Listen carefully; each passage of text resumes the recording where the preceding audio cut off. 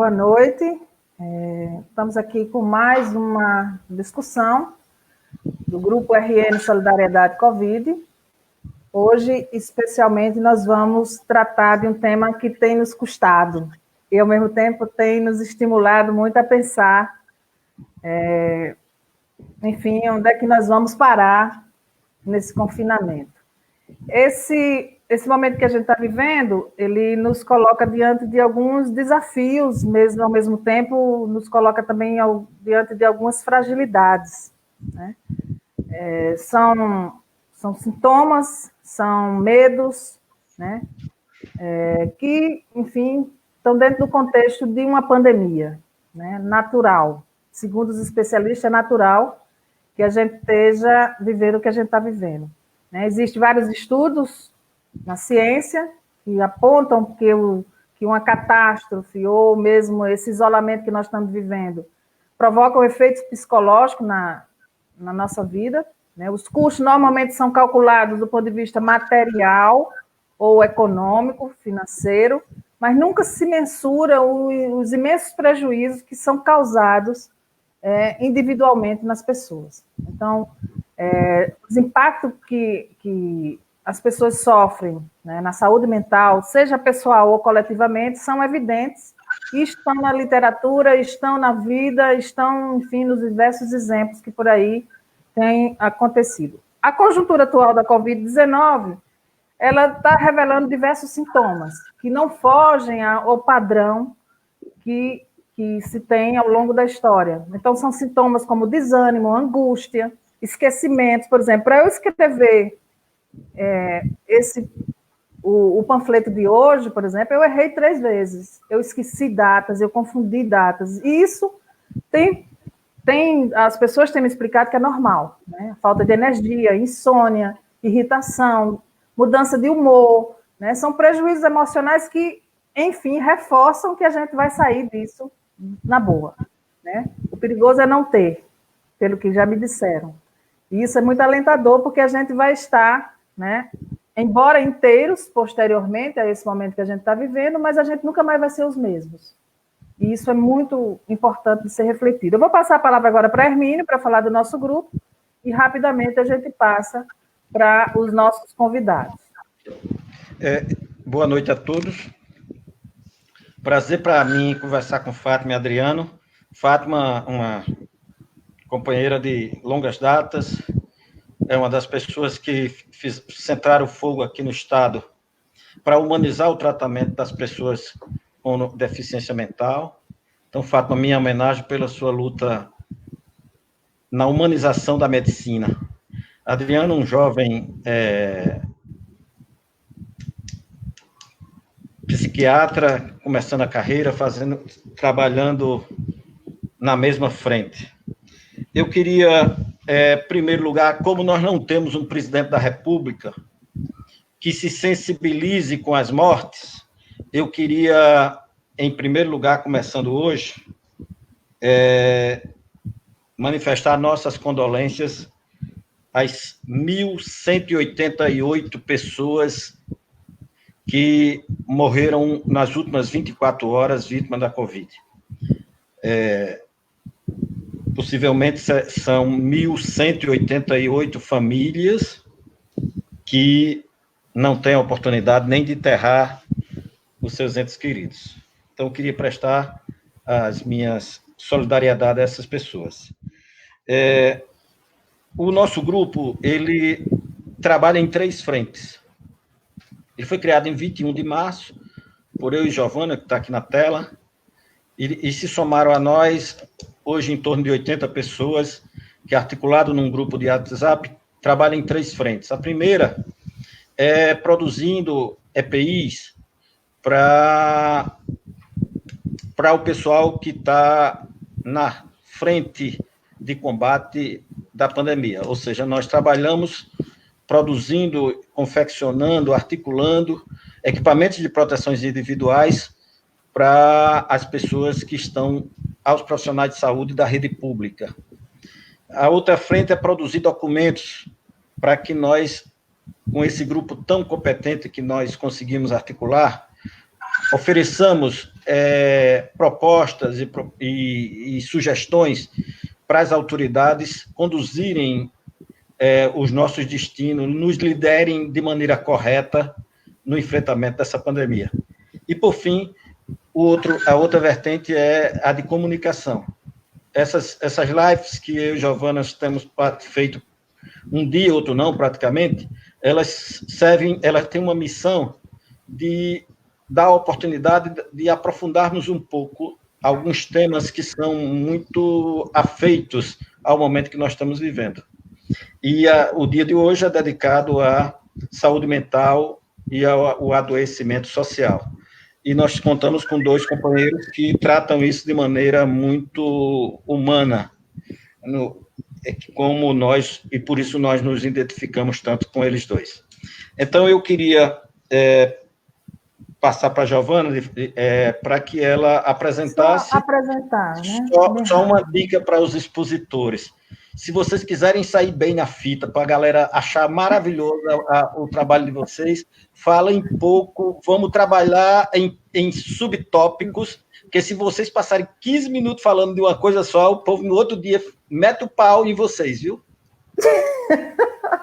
Então, eu estava aqui com o doutor Adriano, que é médico assistente do Hospital João Machado e psiquiatra da rede de atenção psicossocial do município de Natal, além de professor da UNP. Muito obrigada, doutor Adriano, por estar aqui. E estamos aqui também com Fátima, né, que é médica aposentada da do Rio Grande do Norte, do governo do estado, ex-professora da UFRN, psiquiatra e sanitarista, e como ela se autonomeia, é trabalhadora da saúde mental. Né? Eu não sei quem começaria, eu gostaria de passar para Adriano, para ele começar. Deixa eu fazer uma provocação para Adriano logo de cara. Adriano, eu tenho assim, nós vivemos numa tensão muito grande, uma tensão mental muito grande.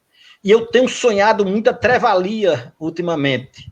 Assim, cotidianamente eu acordo no meio da noite assombrado ou num aperreio grande. Então eu queria que você falasse um pouco sobre isso, sobre essa tensão que não nos deixa dormir em paz. Isso aí. Adri, deixa eu botar o microfone. Pronto. Isso. Pronto, isso. Então, boa noite. Queria agradecer o convite, né, de poder estar aqui compartilhando com vocês um pouquinho, conversando. Esse momento tem sido um momento muito difícil para todos nós, né? Assim, na verdade, nós, assim, seres humanos, na verdade, a gente gosta muito da previsibilidade, né? Assim, a gente gosta muito de saber o que vai acontecer amanhã.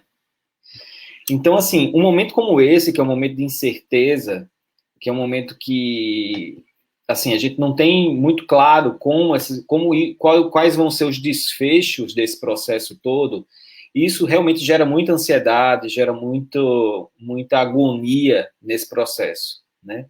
Então, isso que o colega estava falando aí, né, dessa questão da trevalia, de sonhar, de imaginar coisas ruins. Às vezes a gente fica que isso é um sintoma da ansiedade, né? A gente fica tentando antecipar os fatos, mesmo que a gente não tenha condições de fazer isso. Mas a gente fica tentando imaginar o que vai acontecer. Isso é um sintoma da ansiedade, né? Imaginar o que vai acontecer, tentar antecipar as coisas com o tempo, né? Então, essa ruminação ansiosa, esse tentar antecipar as coisas, é um sintoma da ansiedade, né? E, nesse sentido, provocado por uma situação que é uma situação de incerteza. A gente vive uma incerteza. E esse sintoma ele pode vir de diversas formas, né? Ele pode vir, às vezes, por esses pensamentos antecipatórios, a gente fica tentando antecipar as coisas, às vezes, por um prejuízo da qualidade do sono. Ultimamente, eu tenho escutado muito isso, as pessoas têm reclamado muito da dificuldade de dormir, né? A dificuldade de colocar a cabeça no travesseiro e conseguir adormecer sem ter esses pensamentos habitando a cabeça, né? Hoje mesmo atendi algumas pessoas reclamando de acordar no meio da noite e não conseguir mais adormecer. Então, esse prejuízo do sono também é um sintoma desse processo, né? E muitas vezes, quando adormece, vem esses sonhos que também são sintomas, esses sonhos às vezes também meio que, entre aspas, né, premonitórios, às vezes sonhos de conteúdos, às vezes perturbadores, às vezes que não tem nem nada a ver com a pandemia, mas que são perturbadores e fruto de um sono superficial, enfim. Então, eu entendo que tudo isso faz parte, realmente, de uma consequência, né, de sintomas como consequência desse momento que a gente está vivendo, né? Então, é isso que eu explico dessa forma, sabe? O microfone está mudo, eu não estou ouvindo. Estou dizendo que eu ainda estou acompanhando. Está chegando, eu estou aqui. Eu queria, Fátima, que você falasse um pouco também sobre isso. Como é que vocês explicam, vocês que são dessa área, esses distúrbios que a gente está vivendo, os esquecimentos, né? Os idosos, por exemplo, estão acelerando o processo de esquecimento. Eu estou também. Né? Eu esqueço muita coisa ultimamente. Isso é o quê? Bom, a primeira coisa que eu falei para você, quando você me chamou aqui, foi que, quando eu me esquecesse das palavras, que você me ajudasse a lembrar, não é? Então, elas começam a faltar. Eu tenho um vocabulário até razoável, mas, eventualmente, palavras muito familiares têm sumido. Isso tem acontecido ao longo do meu cotidiano, eu já estou fazendo 70 anos, mas é claro que, nesse momento de crise, as coisas se complicam mais. E aí eu lembro, crise quer dizer uma coisa que acontece, um fato provisório, mas tem uma característica forte que é um evento desorganizador. Então, desorganiza os afetos, desorganiza o equilíbrio psíquico, e a gente sabe, né, Adriano, que a gente não vai poder lidar com as mesmas ferramentas que a gente estava acostumado a lidar. Exato. É uma coisa nova, e tem isso, é nova. Então, tem que provoca um redemoinho dentro da gente e mexe com todas as funções psíquicas. No caso do esquecimento, as funções cognitivas, eu tenho percebido, por exemplo, uma lentificação dos processos psíquicos. Tá? Além dessa questão do distúrbio da atenção, que redunda em uma perturbação da memória, quer dizer, a tua atenção está dispersa, porque você está prestando atenção a 1000 coisas. O que está acontecendo em Brasília, o que está acontecendo em Natal, o que está acontecendo no Rio Grande do Norte, na China. Então, a gente está sob o efeito de um redemoinho. Então, essa multi-exigência do exterior nos deixa, né, com a atenção perturbada. Né? Por exemplo, agora eu estou perturbada porque tem um cachorro arranhando a porta aqui da sala. Né? Então, se eu estou com a atenção perturbada, eu não consigo gravar as coisas que eu estou prestando atenção. Certo? Esse é um dos motivos pelos quais a gente esquece. E, com relação aos sonhos, inclusive, Siddhartha, seria interessante que a gente depois até chamasse Siddhartha para conversar com a gente, né? Siddhartha tem um estudo, ele tem uma certa simpatia pela questão dos sonhos, inclusive dos sonhos em crise, né? Em épocas de crise. Ele tem feito perguntas às pessoas sobre os sonhos nessa época. Então, o distúrbio do sono, as crises de ansiedade, todas essas coisas são respostas às ameaças, certo? À incerteza, à fragilidade, certo? E ao medo, né?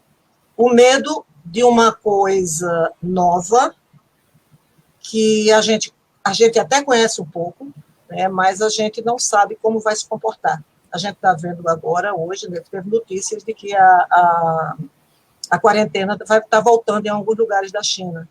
Então, são surpresas e surpresas. A gente está em constante estado de tensão e antenados para as novidades. Deu para explicar um pouco? Deu. Uma pergunta que eu tenho curiosidade, quem é que estuda isso? Porque, assim, vocês, embora a Fátima tenha revelado que tem 70 anos, a Adriana é bem mais jovem, vocês nunca viveram um momento de paralisia como essa que a gente está vivendo. Porque isso aconteceu muito tempo atrás. Quem é que estuda? Quem é que se debruça sobre isso? Quem é que nos aponta as saídas que o ser humano tem, além do tratamento psiquiátrico ou psicológico?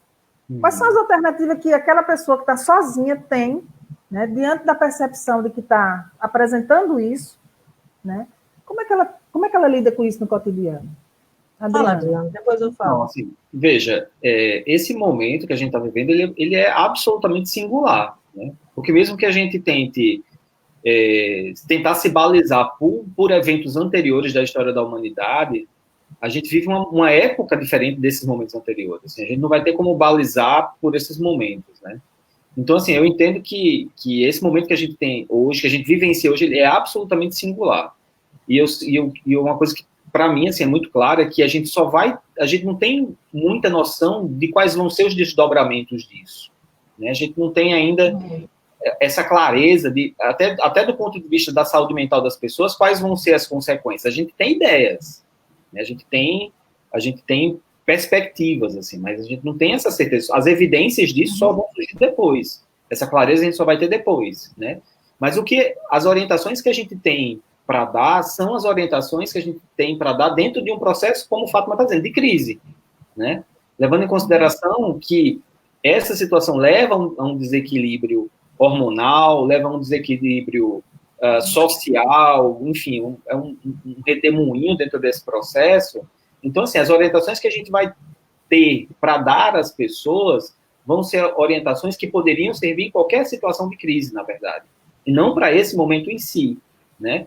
Eu acredito que, enfim, como eu acho que as coisas, como a história da humanidade ela é meio cíclica, eu acho que um momento como esse vai existir no futuro de novo, né? Então talvez a gente consiga olhar para trás e consiga entender melhor isso, e até lidar com isso melhor no futuro, né? Mas, enfim, eu acho que tem uma ideia, por exemplo, de lidar com esse sofrimento de uma forma, tentar estruturar esse sofrimento que hoje está posto, tentar estruturar ele de uma forma compreensível no processo em si, é o que eu acho que a gente busca, né? No sentido de ajudar as pessoas a administrar esse descontrole da ansiedade, né? Buscando entender que sintomas são esses, às vezes isso ajuda muito, às vezes entender o sintoma, conseguir perceber esse sintoma, para poder se debruçar sobre ele, né? Infelizmente, a gente não tem como em larga escala fazer isso com todo mundo, né? Mas se a gente puder fazer as pessoas pararem um pouco para refletir sobre isso, né? Se refletir o que sintomas são esses e que angústia é essa que está surgindo dentro de si, o simples fato de parar um pouco para olhar sobre isso e tentar estruturar a sua rotina nesse cotidiano que está posto hoje, para tentar vivenciar isso de uma forma melhor, isso já mobiliza uma energia de cuidado, sabe? Eu penso assim. Mas, Fátima, antes de Fátima, até para ela acrescentar mais, as pessoas estão presas. Né? Pois então a gente tem a gente tem vários níveis de crise, vários problemas. A gente tem o problema da epidemia, tá? Da ameaça do vírus, com diferentes resultados em diferentes subpopulações, né? A minha população é uma população chamada de crise, ou de risco, a que eu pertenço, uma das que eu pertenço. E que é uma população que vai desenvolver reações emocionais particulares. Né? A psicopatologia do idoso é bem própria, quer dizer, uma tendência à depressão, uma tendência a não se valorizar, e um certo maltrato da sociedade, ou destrato. O que é pior, eu estou arrepiada falando isso, né? Vocês não imaginam o que é você ter 70 anos, saber que tem gente com 80 e 90, sabendo que está sendo rifado, tá certo? Que quando a ciência do Planalto pensa em, como chama?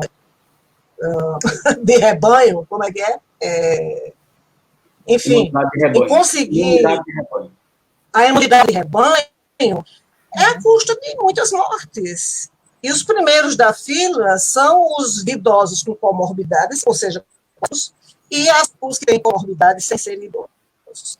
Então, a velhice vai ter uma psicopatologia, vai apresentar sintomas, intensidades de sintoma diferentes, e vai mobilizar recursos diferentes, a família e outros recursos. Você tem os trabalhadores de saúde, gente.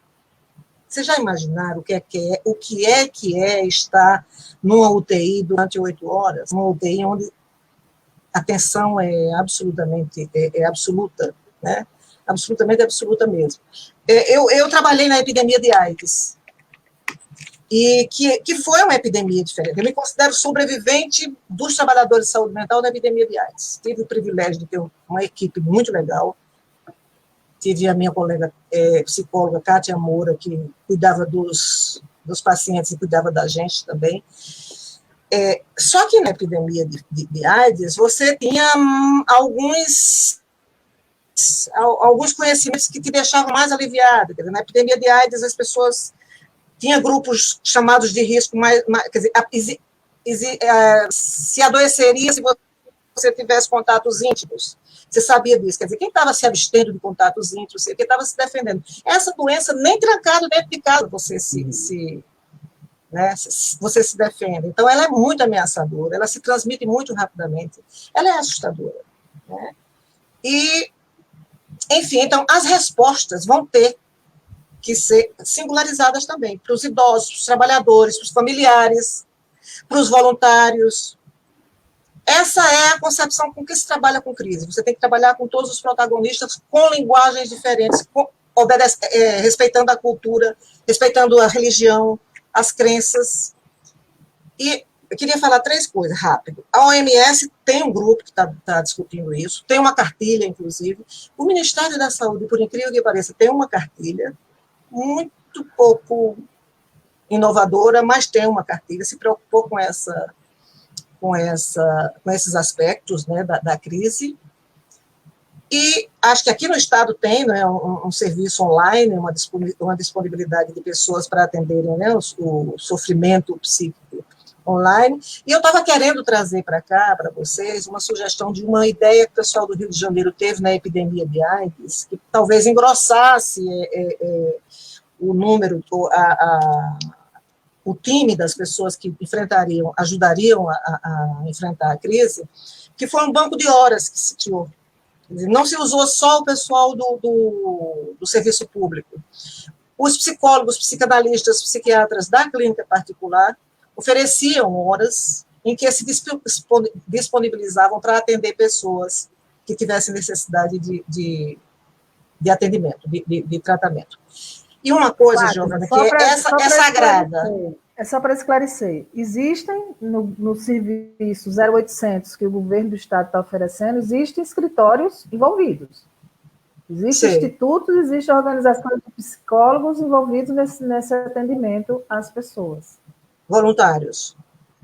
Voluntários. Voluntários, já existe. Que bom, então já é um banco de horas, né? É um banco de horas. E a outra coisa é uma coisa que a Adriana já falou, mas eu reforço, é a escuta. Eu preciso escutar você, escutar minha vizinha, quer dizer, minha vizinha, quando passo passeando com o cachorro perto dele, eu não vou visitar os vizinhos agora, infelizmente. Então, a escuta já ajuda muito. Quer dizer, você ajudar as pessoas a pensarem sobre o problema e a desmistificá-lo, na medida em que se pode desmistificar. Quer dizer, tentar peneirar o que é que já era nosso. Esses dias, alguém com quem eu falei no telefone disse: eu estou com ódio dessa prisão. Mas essa mesma pessoa já tinha me dito 3 meses atrás que estava com ódio de uma outra coisa. Quer dizer, tem uma vocação para ter ódio das coisas. Pessoas que têm vocação para ser infelizes, nesses momentos, elas vão ter bastante motivo para ter ódio. Né? Que ela pensa você tem o confinamento, quer dizer, o isolamento. Eu estou defendendo que nós não seja universal o termo isolamento social, porque a gente poderia fazer um isolamento físico e fazer uma proximidade social, pelo menos através das redes, como nós estamos fazendo aqui. Ok. Extrapolei, Hermínio? Não, tá bom. Para você ficar melhor, olhe mais para frente, que você está falando, olhando de lá. Pronto, essa é a posição correta. Eu estou olhando para vocês, né, pô? Eu tenho que olhar para a câmera, imagina. Exatamente. Olha, esse é o seu foco. Né? Eu estou craque. Vera disse. Se eu botar a câmera ali, hein? Veja bem, eu queria levantar uma coisa. Melhorou. Está comendo um pedaço do seu rosto, mas vamos lá.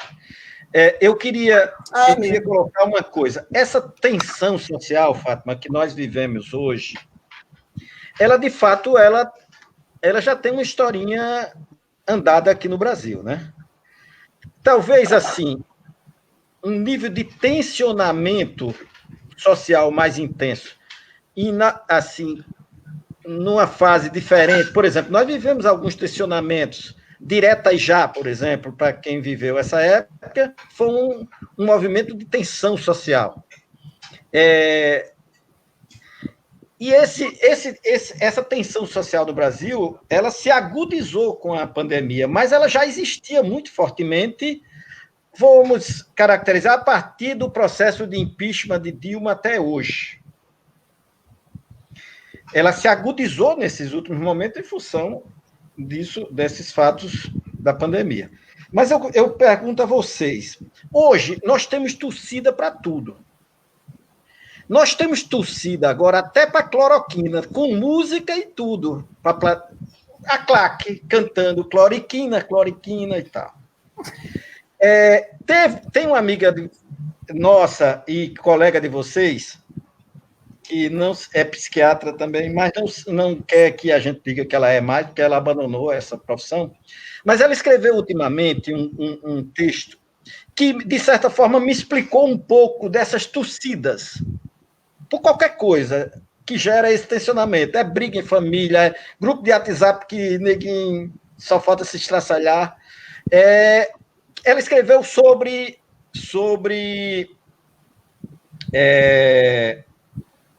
delírio.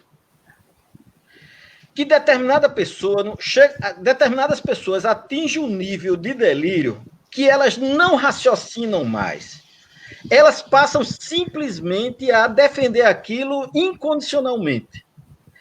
Eu queria que vocês falassem um pouco sobre delírio. Por que as pessoas atingem um nível de insensatez a ponto de virar uma torcida como se torce por um time de futebol?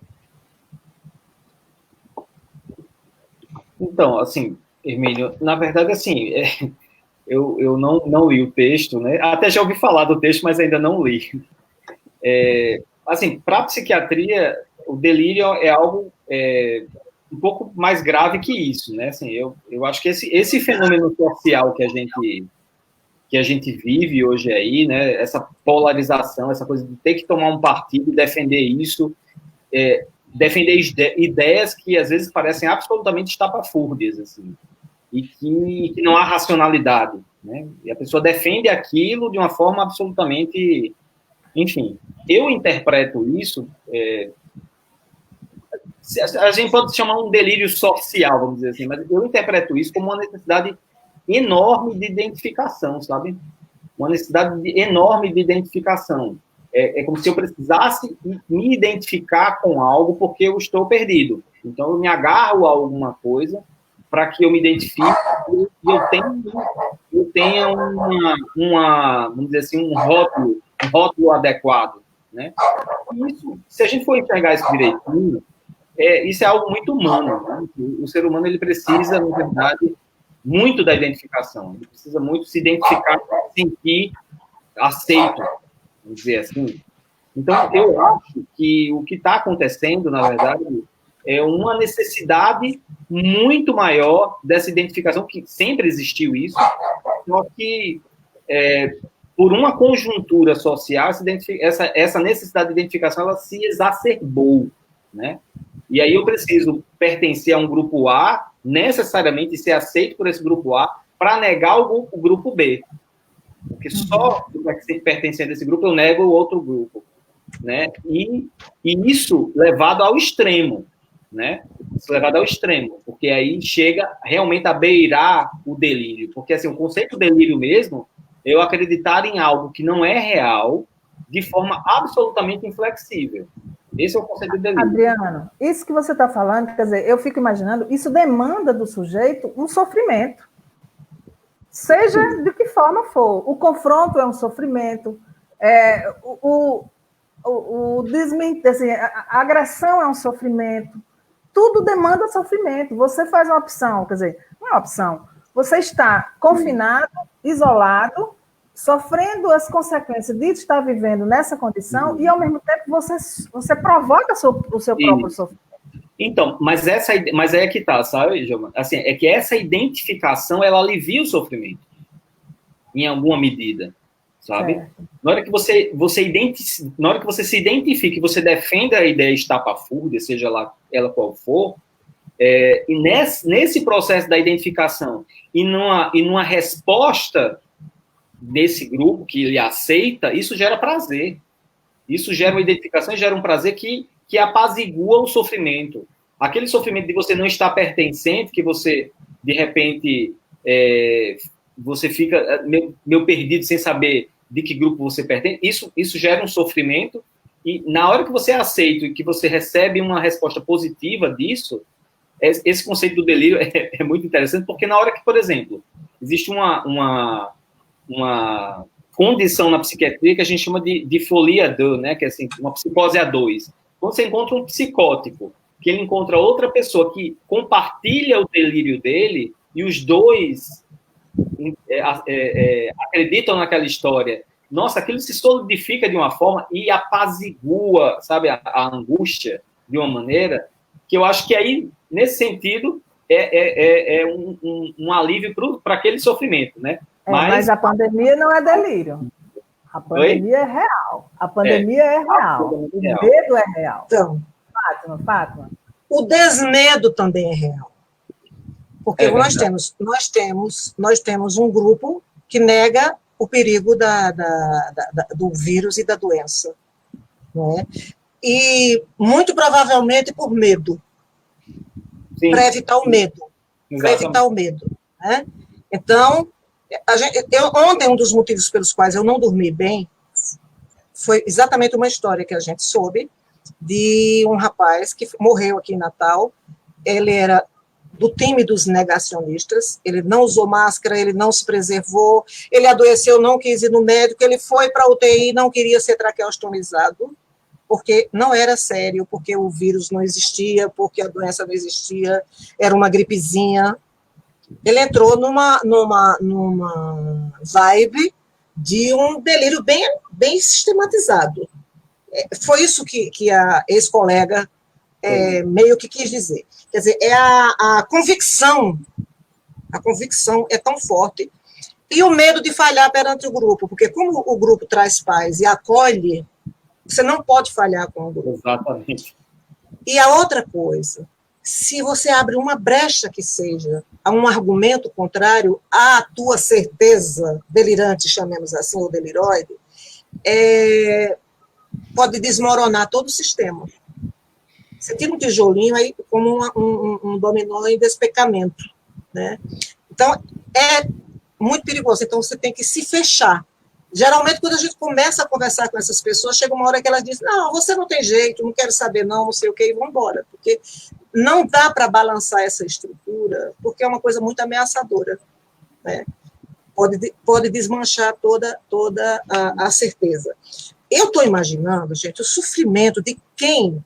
Você viu que houve manifestações e aglomerações em algumas cidades do país e tinha gente de máscara. Eles pensam a ambivalência.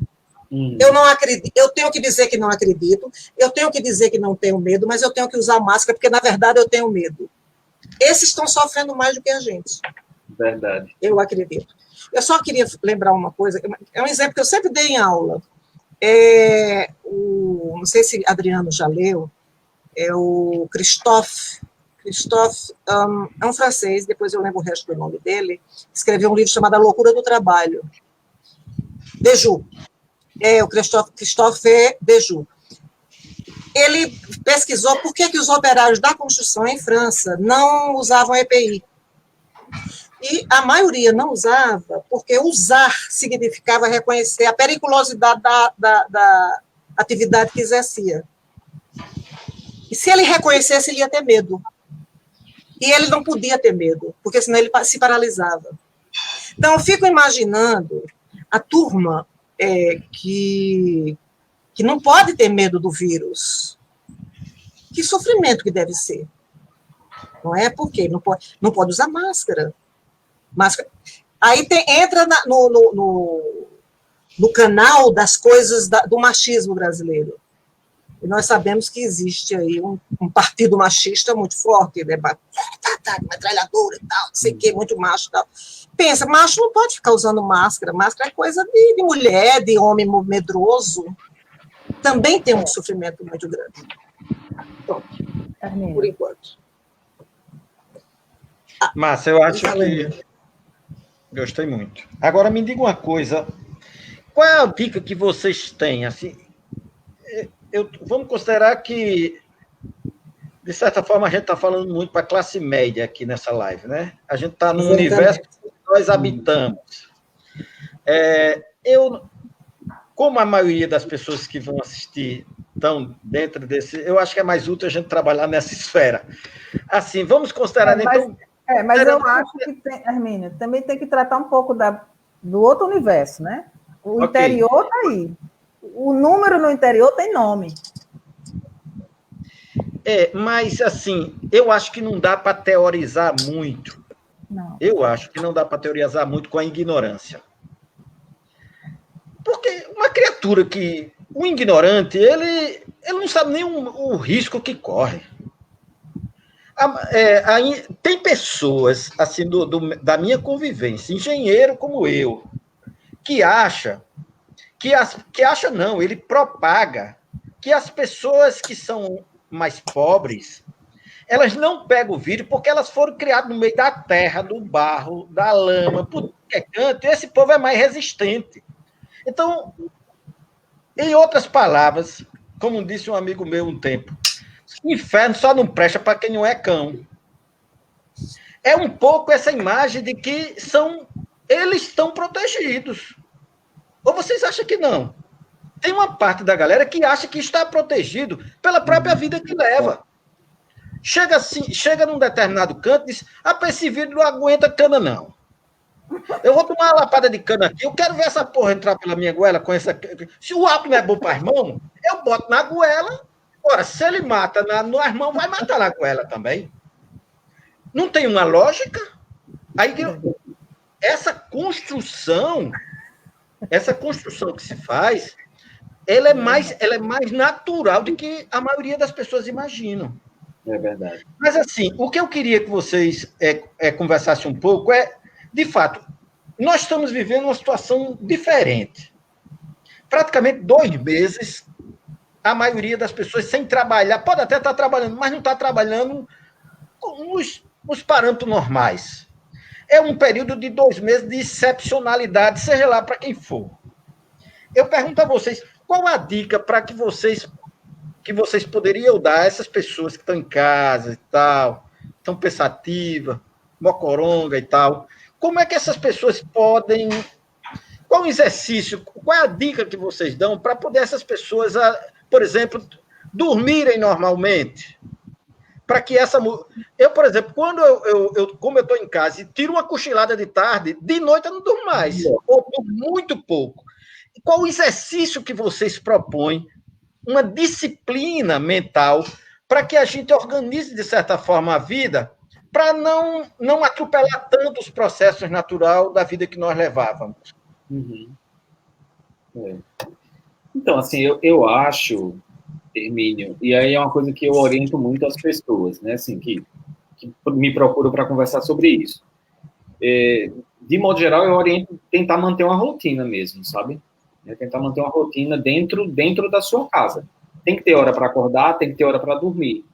A hora de acordar, eu aprendi com alguns colegas especialistas em sono que é mais importante do que a hora de dormir. Porque se você disciplina a sua hora de levantar, você regula o seu sono, a hora do adormecer é meio que regula mais naturalmente. Porque se mesmo que você tenha uma hora para dormir, e você ao acordar, você se permite ficar até aquela história do sono passar, você vai criando um problema do sono, que é o distúrbio do sono mais comum, que chama atraso de fase. Que aí você vai dormindo cada vez mais tarde, acordando cada vez mais tarde. E isso gera uma série de... Isso por si já gera uma série de problemas, né? Então, acho que o primeiro cuidado é com o sono. Tentar ter hora para ir para a cama, a hora para levantar. Isso é muito importante. Outras coisas que são da rotina do dia, né? Tentar manter... não está trabalhando, mas tentar ter uma rotina dentro do dia, né? Assim, se for possível, uma rotina de atividade física, mesmo que seja dentro de casa, sabe? Uma rotina do preparo da própria alimentação, para quem está preparando a sua alimentação, ter esse cuidado de preparar a própria alimentação, estabelecer uma rotina para isso, né? Aqui em casa, por exemplo, com os meus filhos, a gente tem a hora, eles estão de recesso da escola agora, então tem a hora da tarefa, tem a hora de ler, né? Tem a hora de brincar, a gente meio que organizou isso, porque se a gente não estabelece, nós precisamos dessa estrutura.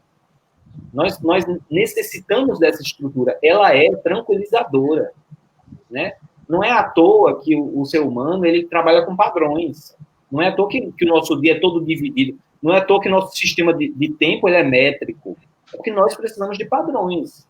Isso nos conforta, sabe? Então, se a gente estabelece uma rotina ao longo do dia, isso por si já ajuda, né? Eu entendo que isso já ajuda, sabe? Então assim, ficar muito a esmo, né? Não se preocupar com isso, na minha opinião, é um problema.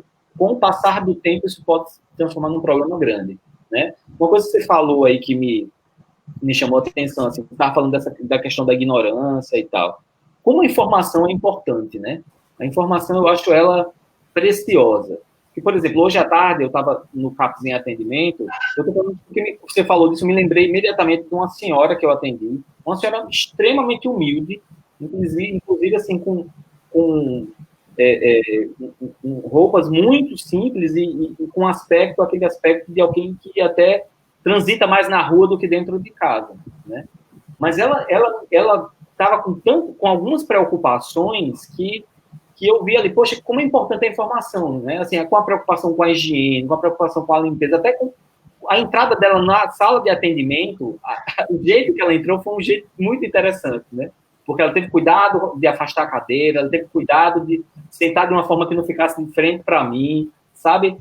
Teve uma série de coisas, poxa, você vê como a informação é preciosa, né? E mesmo que a pessoa tenha uma formação muito rudimentar às vezes, se essa informação chega a ela, para pessoas mais sensíveis, ela vai captar isso, né? Então, tem alguns comentários aqui que eu queria fazer, ler, aliás, né? Um é Patrícia Alencar Dantas, que está dizendo, boa noite, ocupo minha mente com tarefas e me ocupo até a hora de dormir. Converso com amigos, vejo notícia, oro, vejo vocês. Outra coisa que eu faço é a leitura. Alguns livros, leio a Bíblia, faço anotações, escrevo longas cartas, kkkk, enfim, ela ocupa o tempo, né? Outra pessoa, Tessia Leda Cardoso Bezerra, ela diz assim, moro no interior e acho equivocada essa teoria de que no interior somos menos capazes e inteligentes que vocês da capital. Ninguém disse isso.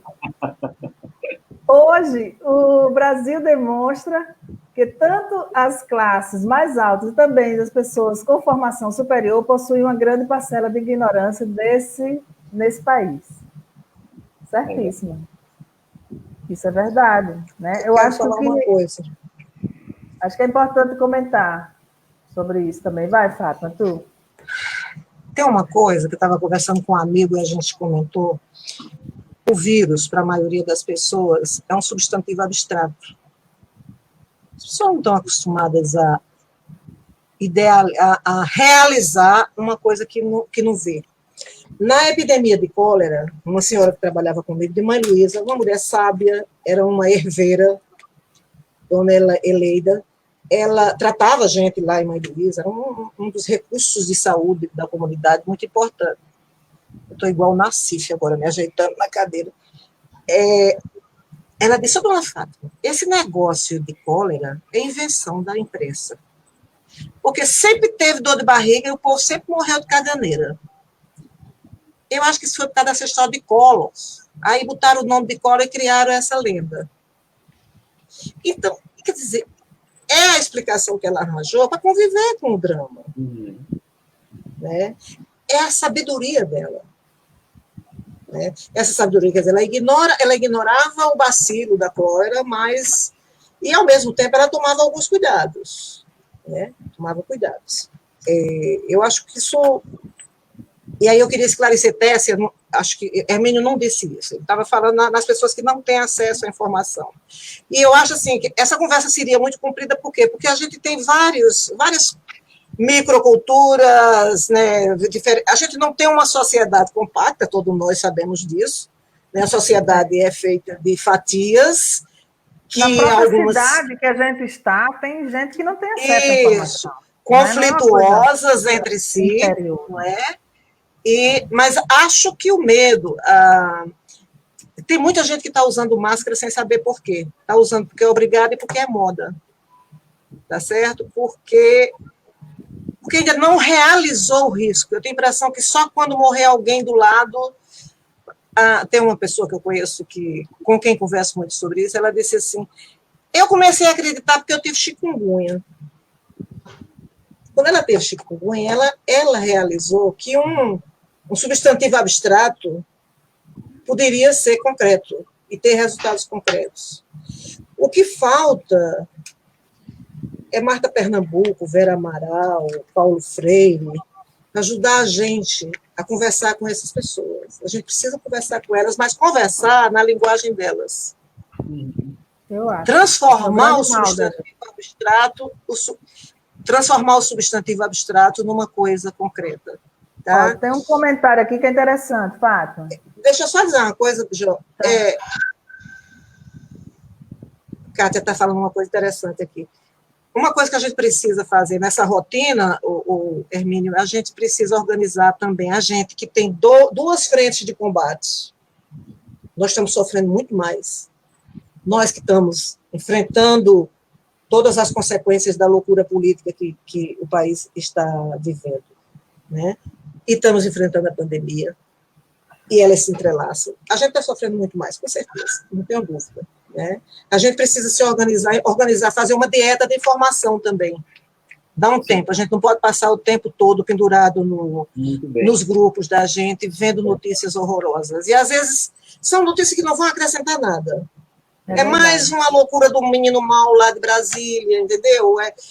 Que ele faz mesmo para ocupar a imprensa, para ocupar a mídia. Então, a gente precisa se organizar para isso. Vamos ler aqui esse comentário de Kátia Moura. Ela diz assim... Minha terapeuta. Tem uma parte, muito querida. Acho que tem uma parte da população que está tão acostumada a lidar de perto com as consequências da miséria que não consegue entender o perigo desse vírus. Se sente meio imune. Nós vimos isso na epidemia da AIDS também. Isso Posso é falar uma coisa? Que nós vivemos isso juntas. Eu trabalhava com Kátia na Gilda. A primeira vez que a gente teve que dar eu tive que dar um resultado de um exame positivo para uma pessoa muito pobre, uma família muito pobre, e eles tinham perdido um filho 1 mês atrás, tinha sido assassinado. Eu me preparei, eu passei o dia no Giseuda, esperando que a família chegasse. Gente, quando eu falei, o pai disse, pois é, assim, olha, um foi de facada, agora o outro é desse negócio aí.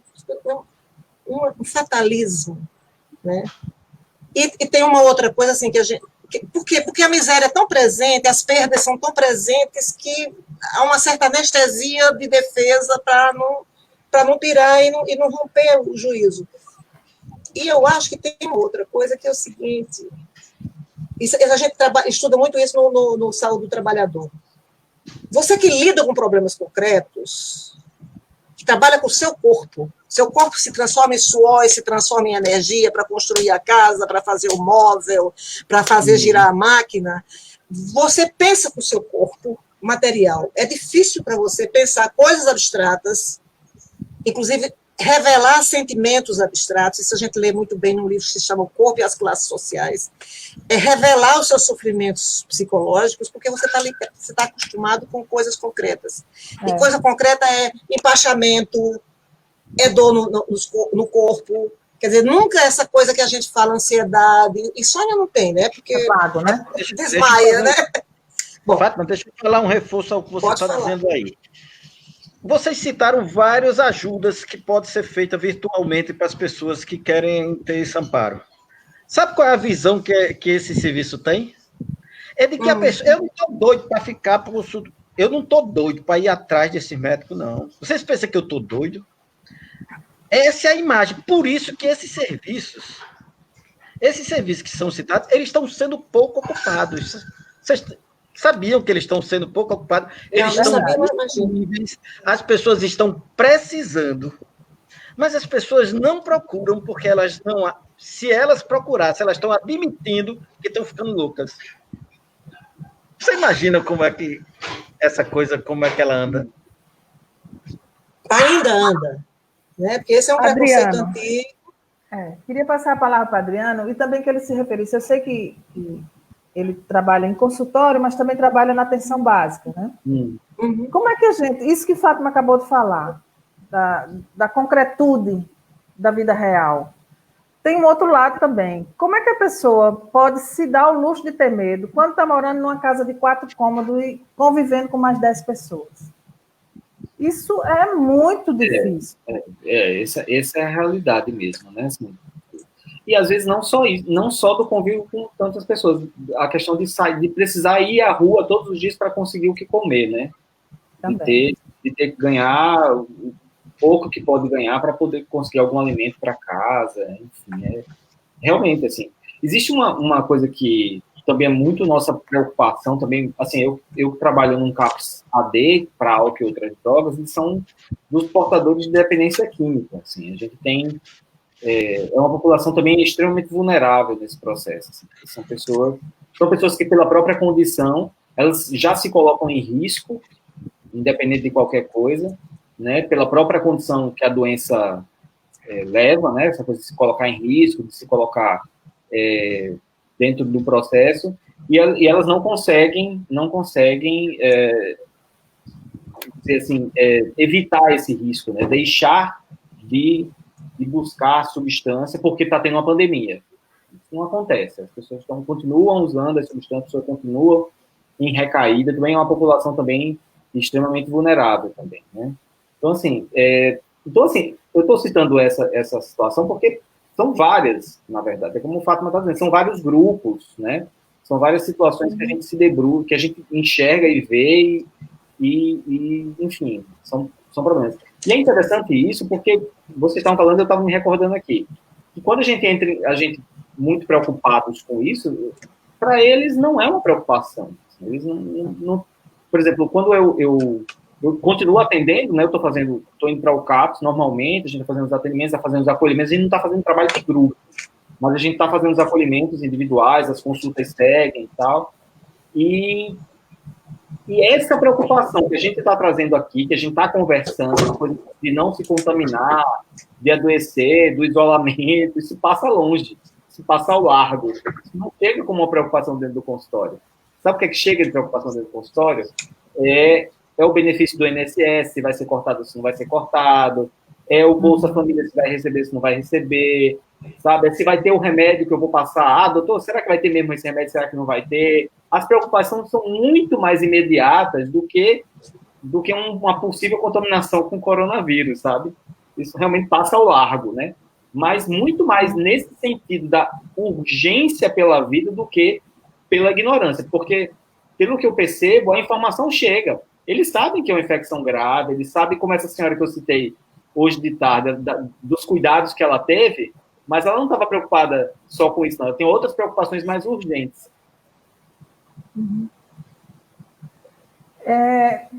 Eu botei aqui na tela, aí embaixo, o telefone que as pessoas podem recorrer caso queira ter algum tipo de acolhimento psicológico. É um serviço gratuito que o governo do estado está prestando. É o 0800 281 4012, ramal 2. 0800 281 4012, ramal 2. Diga, Fátima. O que é que você queria comentar? Acho que já é 1 hora, já fez 1 hora, não está na hora da gente deixar as pessoas em paz? Eu acho também. Então. Uma coisa que Natália Andrade, só para comentar, assim, ela queria saber qual livro que você falou, o nome do livro, do francês, e também ela mesma, Natália Andrade, está comentando que esse serviço, para quem tem acesso à internet, um celular ou um telefone, quem não tem acesso, né? Ou mesmo as informações que a gente está se referindo.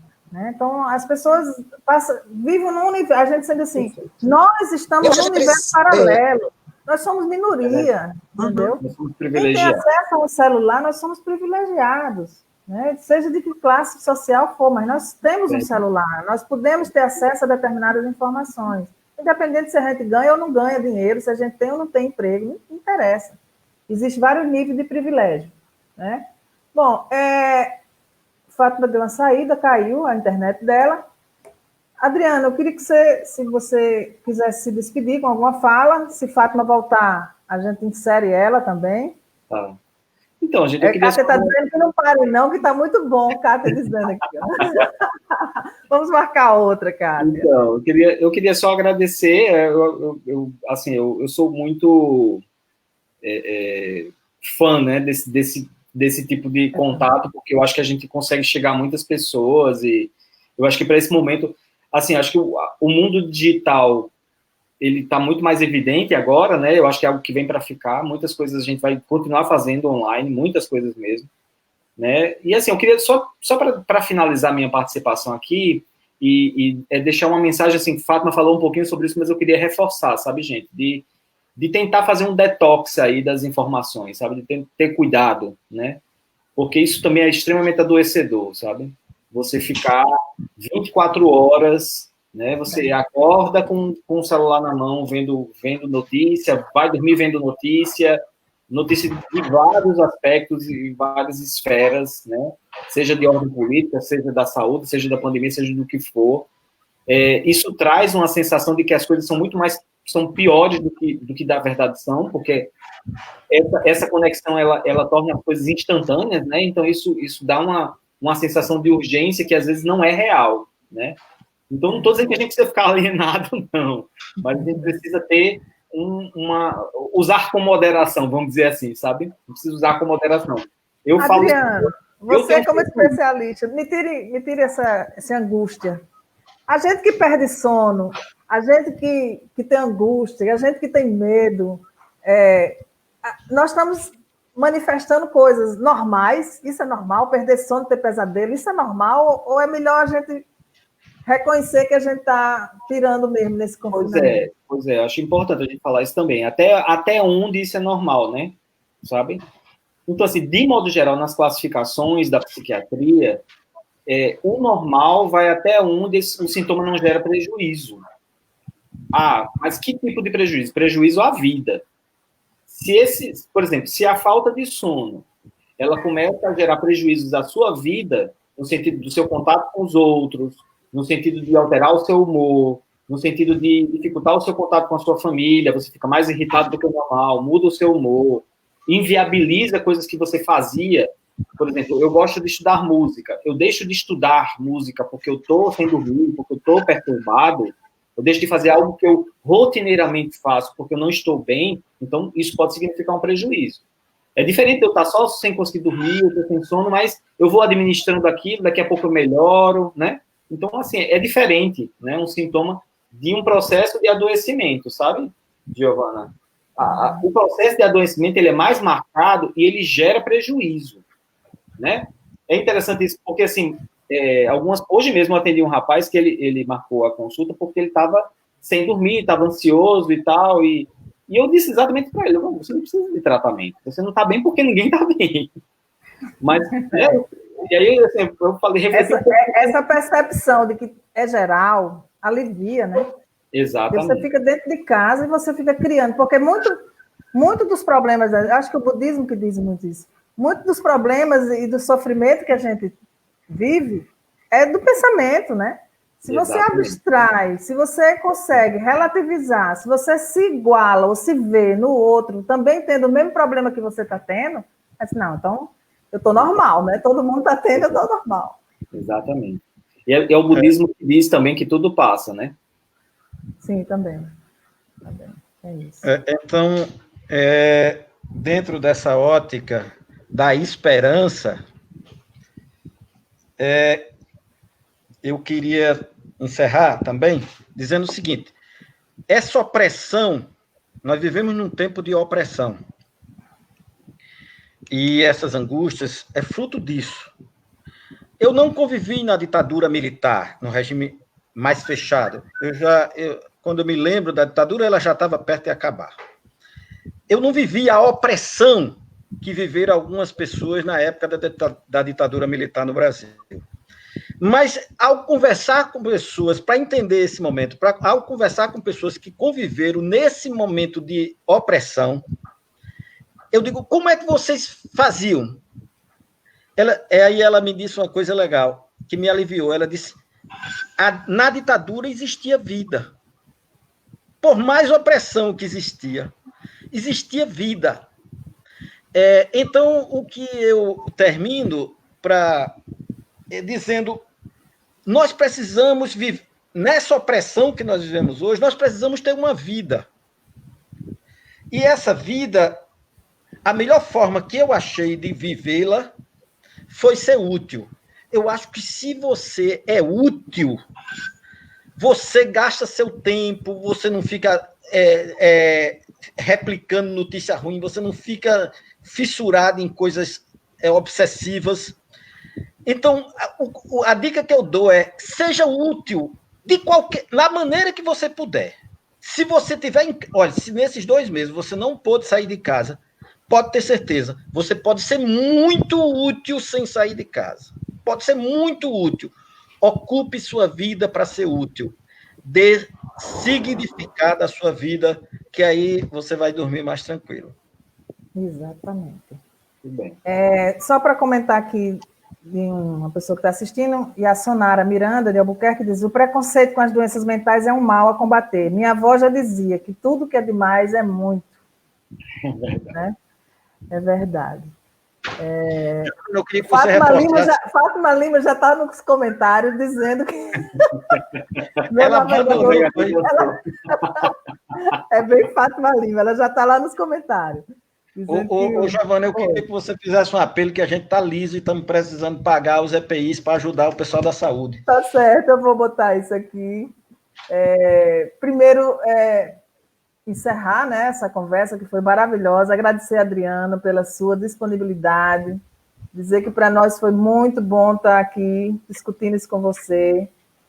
E, em seguida, dizer às pessoas que a gente vai iniciar agora uma discussão bem interessante, mais voltada para as questões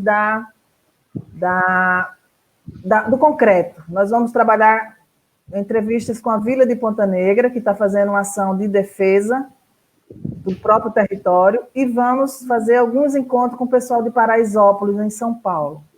Eu vou anunciar brevemente e acho que vai ser bom. Fátima está querendo recomendar, peraí que ela aqui está dizendo uma coisa, quero recomendar aos que vivem só, que criem um bichinho. Olha aí, ela está dando recado. E no mais, vamos só encerrar e mostrando aqui essa imagem. É isso? Deixa eu ver, que eu não estou sabendo. Pronto. Só que eu vou botar essa imagem aqui, certo?